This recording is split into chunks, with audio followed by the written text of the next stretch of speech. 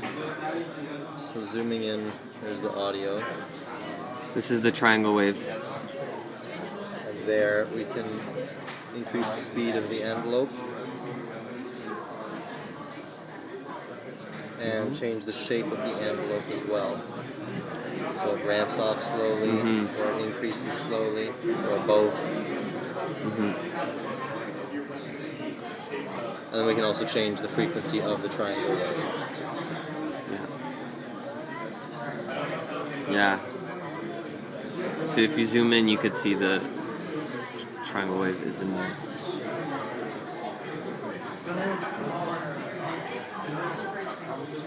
Pretty cool stuff.